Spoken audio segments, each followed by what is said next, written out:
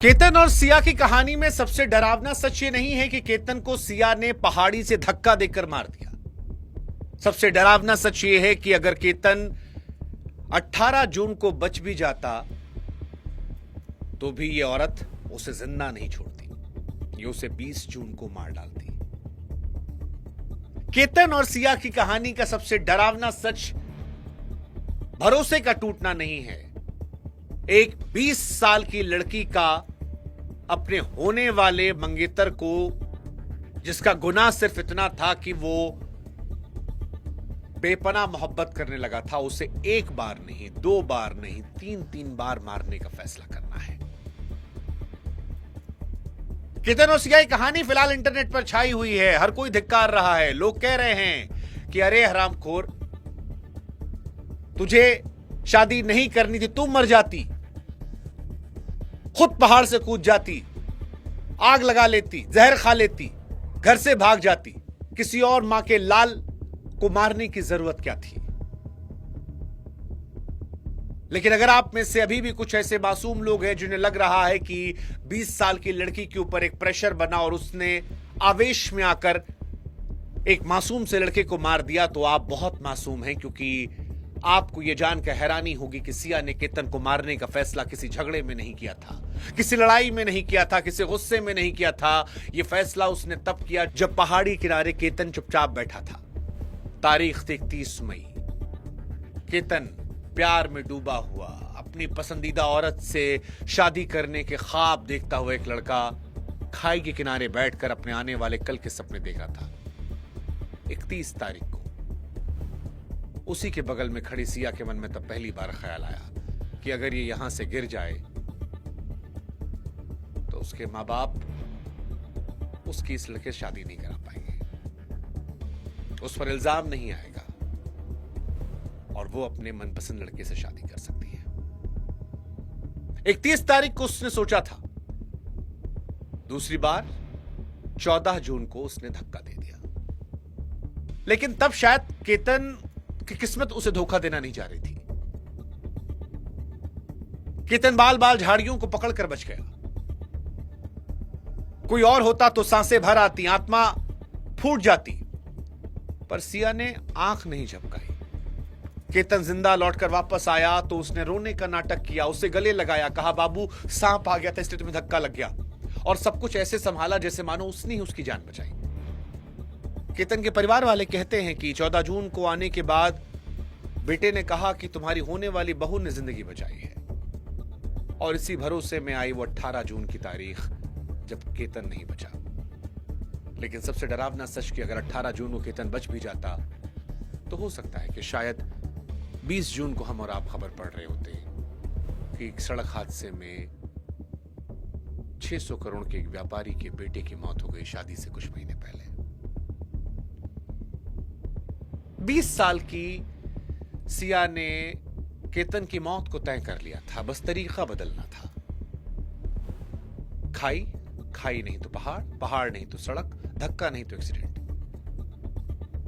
अब सवाल यह है कि जिस लड़की ने मौत के लिए बैकअप का बैकअप बना के रखा था, आखिर वो पकड़ी कैसे गई? क्योंकि कोई देखने वाला था नहीं, हत्या कोई वीडियो उस वक्त तक तो नहीं आया था, कोई सबूत नहीं आया था, किसी को शक भी नहीं था। वो तो सोशल मीडिया पर स्टोरीज लगा रही थी कि केतन तुम मुझे कैसे छोड़ के जा सकते हो मेरे जन्मदिन से पहले। पहाड़ से गिरकर एक ट्रकर की मौत हुई थी, इससे साफ हादसा भला क्या होता? सिया मान चुकी थी कि बात दब गई, हुआ भी यही था। और आपको जानकर हैरानी होगी कि सिया को किसी सीसीटीवी फुटेज ने नहीं पकड़ा था, शुरुआत में किसी फोन रिकॉर्ड ने नहीं पकड़ा था। सिया एक्सपोज्ड हुई एक सवाल से, एक ऐसा सवाल जो किसी पुलिस वाले से नहीं बल्कि केतन की बहन ने पूछा था, घर में सबके सामने। और उस एक सवाल ने सिया की महीनों की मेहनत पर, उसकी एक्टिंग पर, उसके मर्डर के बैकअप प्लान को बर्बाद करके रख दिया। अब सवाल की वो सवाल क्या था? नमस्कार, मैं हूं शुभांकर मिश्रा और सिया केतन की कहानी हृदय को चीर देती है।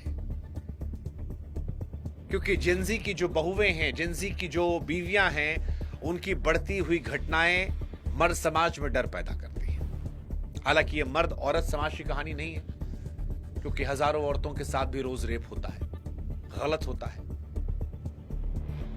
लेकिन कुछ घटनाएं ऐसी होती हैं जिससे पूरा समाज डर जाता है, और केतन और सिया की कहानी वैसी ही है। इस कहानी में आज हम आपको पूरी इनसाइड स्टोरी बताने वाले हैं, तफसील से, सच, कोई फर्जी मनगढ़ंत कहानी नहीं। कहानी की शुरुआत करें उससे पहले आपसे गुजारिश है कि हमारे व्हाट्सएप चैनल से जुड़िएगा, ताकि हम अपने एक रिश्ते को आपके साथ मजबूत कर सकें। तरीका आप जानते हैं, कमेंट सेक्शन में लिंक डाल दिया है, डिस्क्रिप्शन में डाला है, स्कैन भी लगा दिया है। मोबाइल उठाइए, स्कैन कीजिए, जुड़ जाइए।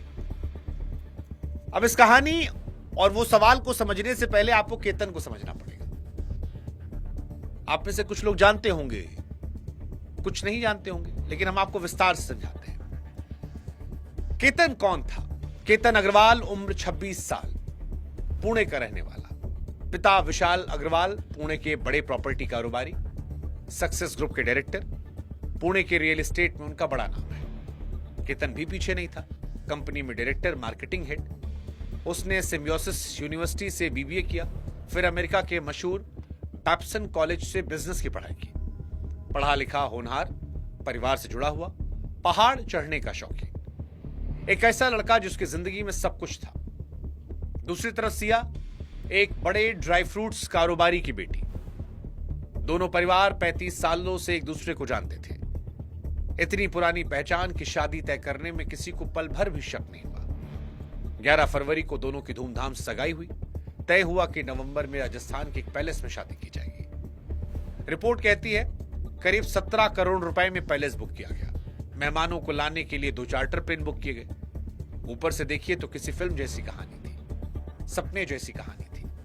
पर हर सपने के नीचे एक ऐसा सच दबा होता है जो डरावना होता है, और एक ऐसा ही सच था जिसे सिया छिपाना चाह रही थी। पुलिस की माने तो सिया पिछले 4 सालों से एक लड़के के संपर्क में थी। उसका नाम था चेतन चौधरी। वो भी एक बड़े कारोबारी परिवार का बेटा था। दोनों के बीच करीब 1 साल से प्यार का रिश्ता था।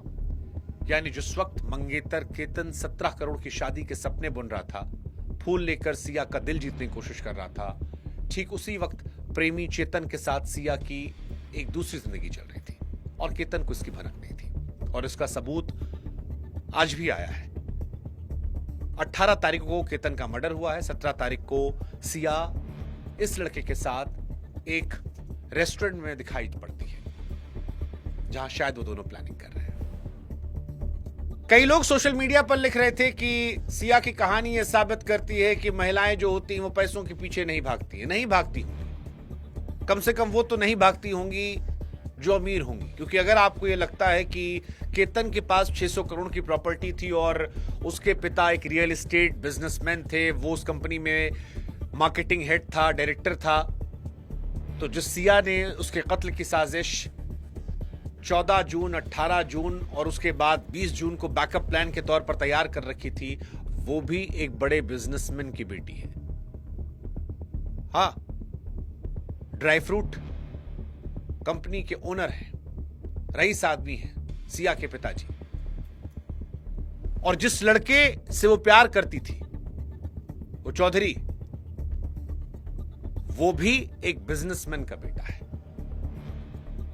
तो सोशल मीडिया पर जिन लोगों ने ये कहानी निकाली कि पैसे के पीछे नहीं पागल थे, पैसे वालों को पैसों की कीमत नहीं होती है, उनके लिए बाकी चीजें मैटर करती है। और ये केतन और सिया की कहानी में है। खैर, केतन एक तरफ मंगेतर से शादी के सपने बुन रहा था, फूल लेकर सिया का दिल जीतने की कोशिश कर रहा था। उसी वक्त सिया की एक दूसरी जिंदगी चल रही थी। अब कहानी का एक दुखद हिस्सा यह है कि सोशल मीडिया पर सिया केतन के साथ एक के बाद एक प्यार भरी पोस्ट डाल रही थी। प्रपोज की तस्वीर, फूलों वाले पल, डांस करने की वीडियो, सगाई के बाद केक की तस्वीर। उस पर लिखा कि मेरे दिल को उसका घर मिले 1 महीना पूरा हुआ। अब आप सोचिए कि जिस वक्त वो ये सब लिख रही थी, उसी वक्त वो एक दूसरे लड़के के साथ मिलकर इसको मारने की प्लानिंग कर रही थी। वो लड़का जो गर्मी के दिन में हुडी पहने जा रहा था। वो लड़का जो केतन की मौत से एक दिन पहले रेस्टोरेंट में मिल रहा था। अब सवाल आपके मन में आएगा कि अगर सिया एक अमीर बाप की बेटी थी और ये दूसरा वाला लड़का जो है ये भी अमीर था, तो फिर सिया की ऐसी मजबूरी क्या थी कि उसे एक दूसरे अमीर लड़के केतन से शादी करनी पड़ती और उसी के लिए उसने कत्ल किया। ये सवाल आपके मन में आ रहा होगा कि अगर सिया शादी नहीं करना चाह रही थी तो कत्ल क्यों किया, बात क्यों नहीं की, सगाई क्यों नहीं की, प्रेमी के साथ भाग क्यों नहीं गई। इसकी कुछ वजह सामने आई है। पहला, पुलिस के मुताबिक सिया मन से शादी के लिए तैयार नहीं थी, वो परिवार के दबाव में रिश्ता निभा रही थी। रिश्ता क्यों निभा रही थी? क्योंकि सिया और केतन के पिता 35 सालों से एक दूसरे के दोस्त थे। उन्होंने ऑप्शन ही नहीं दिया कि तुम कहीं और शादी करो। दूसरा, वो लड़का प्रेमी चेतन जो हुडी पहन के घूम रहा था हत्या वाली जगह पर और एक दिन पहले लड़की से मिला था रेस्टोरेंट में, उसने पुलिस को बताया कि सिया सगाई तोड़कर भागने के पक्ष में नहीं थी, क्योंकि उसे लगता था कि इससे परिवार की बदनामी होगी। अब आप सोचिए कि एक लड़के को मार इसलिए डाला गया क्योंकि परिवार की इज्जत बचानी थी, भागने में बदनामी थी।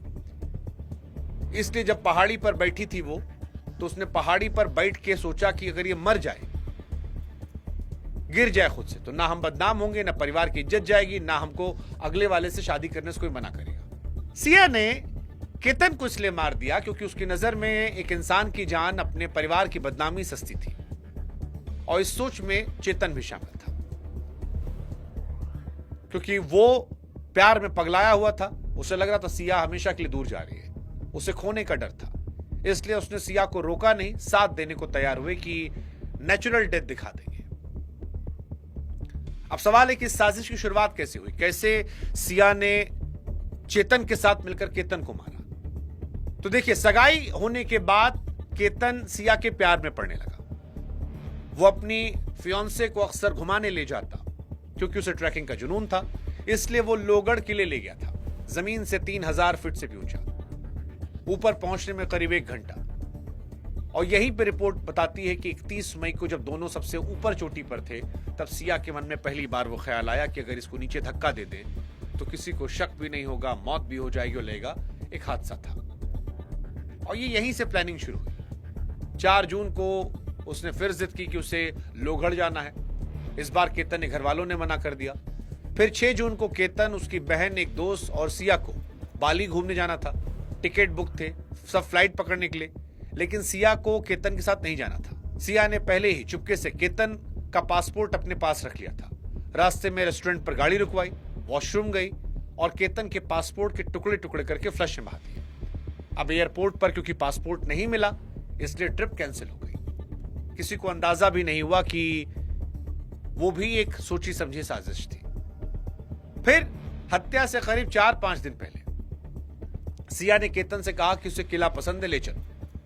पहली बार 14 तारीख को केतन को उसने ऊपर से धक्का दिया। केतन गिरने वाला था, ऐन वक्त पर उसका हाथ एक पेड़ से टकराया, वो बच गया। घबरा कर उसने पूछा कि धक्का क्यों दिया, लेकिन यहां सिया की चालाकी देखिए। उसने आंख तक झपकाए बगैर कहा कि बाबू, एक सांप था, तुम्हें बचाने के लिए धक्का दिया। और इस झूठ को पक्का करने के लिए उसने केतन को गले लगा लिया। अब आप सोच के देखिए कि मौत के मुंह से निकला एक आदमी, उसके सामने उसी के कातिल उसे गले लगाकर उसकी जान बचाने का नाटक कर रही है। और उससे भी खतरनाक बात जानते हैं क्या इस कहानी में? उस रात केतन ने घर जाकर पूरे परिवार को बताया कि आज सिया की वजह से उसकी जान बच गई। पूरा घर उस लड़की को थैंक यू कह रहा था जो असल में उसे मारने आई थी। इसके बाद भी सिया नहीं रुकी। जांच में सामने आया कि वो प्रेमी चेतन से कैफे मिली। प्लानिंग किया कि अब ऐसा धक्का देंगे कि बच ना पाए।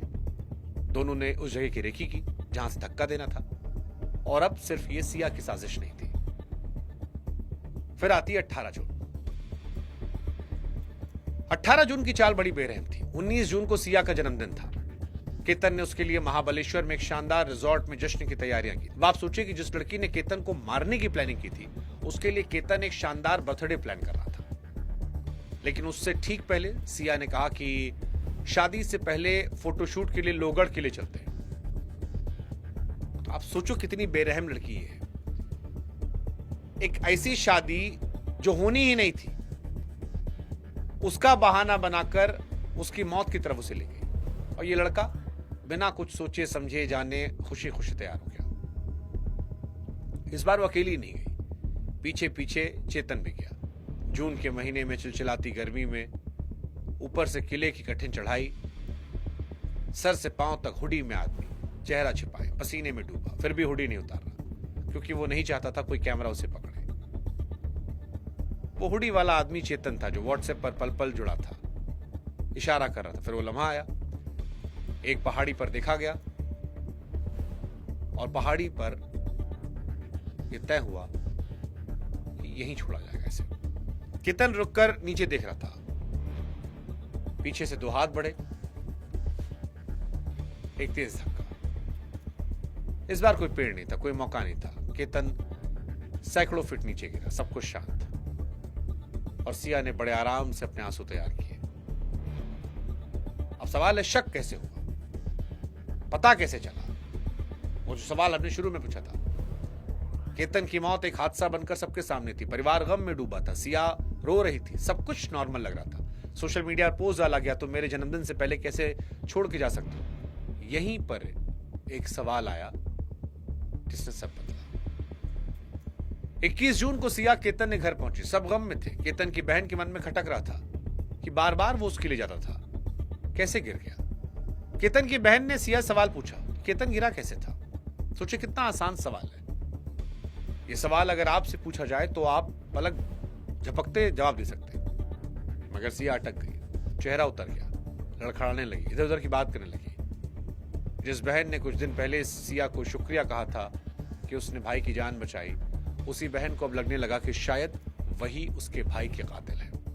उसने पिता विशाल अग्रवाल से कहा कि भाई इतना अच्छा ट्रैकर था, उसकी मौत हादसा नहीं हो सकती। ये लड़की कुछ गड़बड़ कर रही है। पिता के मन में भी शक था। वो पुलिस के पास पहुंचे, एक बात की, पुलिस वालों से कहा आप चेक कीजिए क्या सिया किसी लड़के से बात करती है, उसकी भी जांच होनी चाहिए। बस यहीं से पुलिस को वो धागा मिला। पुलिस ने जांच शुरू की और फिर कड़ी दर कड़ी जुड़ती गई और सारी परत खुल गई। सिया के पकड़े जाने में जो पहला सुराग था वो पुलिस को किले का सीसीटीवी फुटेज मिला। शक बहन के सवाल से, गिरा कैसे? पिता को शिकायत, पिता की पुलिस को शिकायत, पुलिस की जांच, सीसीटीवी फुटेज। फिर जो दिखा वह हैरान करने वाला था। 18 जून के फुटेज में केतन सिया के पीछे एक लड़का था, सिर से पांव तक हुडी में लिपटा, चेहरा ढका। पुलिस को यही शक हुआ कि एक हादसे में भला कोई अपना मुंह क्यों छिपाएगा। यह पहला सुराग था कि उस दिन किले पर एक तीसरा इंसान मौजूद था। फिर पुलिस की नजर सिया के फोन पर गई। यहां जो निकला वो झटका था। एक नंबर जिस पर पुलिस के मुताबिक सिया ने जनवरी से लेकर हत्या वाली सुबह तक करीब 2004 कॉल किए थे। कुल बातचीत 348 घंटे।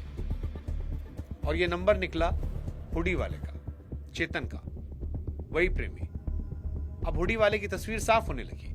फिर चेतन के फोन की लोकेशन निकाली गई। 18 जून को पुणे में अपने ऑफिस से मिली। चेतन ने अपने बचने का रास्ता साफ रखा था, फोन ऑफिस में। अब सवाल कि अगर वो ऑफिस में था तो किले पर कैसे हो सकता है? लेकिन यहीं पर छोटी सी बात कुछ और कह रही थी। उस पूरे दिन चेतन का इंटरनेट बंद था। ठीक उसी दिन जब किले में हुडी वाला लड़का व्हाट्सएप पर सिया से बात कर रहा था। फोन ऑफिस से मौजूद लेकिन इंटरनेट बंद। यह संयोग नहीं था। पुलिस सीधे चेतन के ऑफिस पहुंची। उसने पूरे यकीन से कहा कि वो दिन भर यहीं था। तभी ऑफिस के कर्मचारी ने वो बात कही थी जिससे सारा खेल पलटा। उसने बताया कि उस दिन उसका फोन लेकर वो गया था। पुलिस ने उस कर्मचारी के फोन की लोकेशन निकाली और वो फोन 18 जून को ठीक लोगढ़ किले में पाई गई। अब पूरी तस्वीर साफ थी। चेतन ने अपना फोन जानबूझकर ऑफिस में छोड़ा ताकि लोकेशन से लगे वो वही है, और अपने ऑफिस के किसी और का फोन लेकर वो किले तक गया। सबूत छिपाने की यह चालाकी गलती बन गई। अब पुलिस के पास सब कुछ था। 22 जून को चेतन को पकड़ा गया, थोड़ा टाइट किया गया, उसने सब बड़बड़ा दिया। अगले दिन सिया पकड़ी गई। पुलिस के सामने दोनों की हिम्मत जवाब दी और दोनों ने अपने जुर्म को कबूल कर लिया। अब वापस लौटते उस सवाल पर जो आपके मन में था कि वो कौन सवाल था जिसने पूरी साजिश का धागा खोला। वो बस इतना सा था कि केतन आखिर गिरा कैसे। एक मामूली सा सीधा सवाल जिसका जवाब कोई बेगुनाह बिना सोचे समझे दे सकता था, पर यही मामूली सा जवाब सिया की पूरी साजिश को बेनकाब करता है। सिया ने महीनों लगाकर ऐसी साजिश बुनी जो शायद कानून की हर जांच से निकल पाती। सीसीटीवी, फोन रिकॉर्ड, लोकेशन, इन सबको उसने चकमा दे दिया था। और सच कहें तो आखिर पकड़ा भी उसे इन्हीं सबूतों ने। पर इन सबूतों तक पुलिस पहुंची तब जब बहन ने वो सवाल पूछा कि वो गिरा कैसे। कानून को चलने के लिए शक की चिंगारी चाहिए थी, और चिंगारी बहन के दिल ने, जो अपने भाई को अच्छी तरह जानती थी, वहां से निकली। कानून सब ढूंढता रहता है, लेकिन अपनापन जो है वो झूठ को सूंघ लेता है। सिया ने हर अपने को धोखा दिया, बस वो एक बहन को नहीं दे पाई जिसने नहीं माना कि उसका भाई यूं ही गिर सकता है। हालांकि सिया अकेली नहीं है। बीते कुछ समय में जिंजी औरतों के एक के बाद एक ऐसे मामले सामने आए जो चिंताजनक ट्रेंड की तरफ इशारा करते हैं। इंदौर की सोनम रघुवंशी ने शादी के 9 दिन बाद हनीमून पर अपने पति को ट्रैकिंग के बहाने ले जाकर प्रेमी के हाथों मरवा दिया। उससे पहले मेरठ की मुस्कान रस्तोगी का वो मामला जिसने पूरे देश को हिला दिया। पति की हत्या के बाद उसकी लाश एक नीले ड्रम में छिपाई। 3 शहर, 3 कहानी, लेकिन एक जैसी। तय शादी, छिपा हुआ रिश्ता और पीछा छुड़ाने के लिए बेरहम रास्ता, कत्ल। हर जगह कोशिश यही कि हम बुरे ना बने, बिना बुरे बने मुसीबत हट जाए, और हम बुरे ना बने इसलिए किसी का कत्ल करते। जानकार कहते हैं कि ऐसे लोग आगे का नतीजा सोचे बिना ये कदम उठाते हैं, क्योंकि ये रास्ता आसान दिखता है। वो खुद को बचाने का इंतजाम करते हैं, लेकिन भूल जाते हैं कि किसी की जिंदगी छीन रहे हैं। इस केस में भी यही था। अब आप सोचिए, केतन ने 14 तारीख को उस हाथ को शुक्रिया किया था जो उसे मारने आया था। उसकी बहन ने शुक्रिया किया था। हम सब भी यही करते हैं। हम सब दुनिया को पढ़ लेते हैं, लेकिन अपनों को नहीं पढ़ पाते। अपनों की मुस्कान के पीछे साजिश को नहीं डिकोड कर पाते। लेकिन अब शक तो है कि हर मुस्कुराहट आसान नहीं होती। सिया ने पासपोर्ट के टुकड़े किए, झूठी कहानी गढ़ी, फोन बदलवाए, सबूत मिटाया, सोशल मीडिया पर प्यार भरे पोस्ट डाले। बस एक चीज नहीं कर पाई, सीधे से सवाल का जवाब। और शायद यही इस कहानी का सबसे बड़ा सच है। कानून सबूत से इंसाफ तो कर देता है, पर टूटा भरोसा किसी सबूत से वापस नहीं आता। आप किसी का चेहरा पढ़ सकते हैं, इरादे नहीं पढ़ सकते। लेकिन सवाल फिर वही कि मर जाती खुद, इसको मारने की क्या जरूरत थी। अपने परिवार की इज्जत बचाने के लिए किसी की जान ले लेना। जिंजी में जो ये नया कल्चर निकला है, ये कितना खतरनाक है। क्या डराता है? केतन बदकिस्मत था,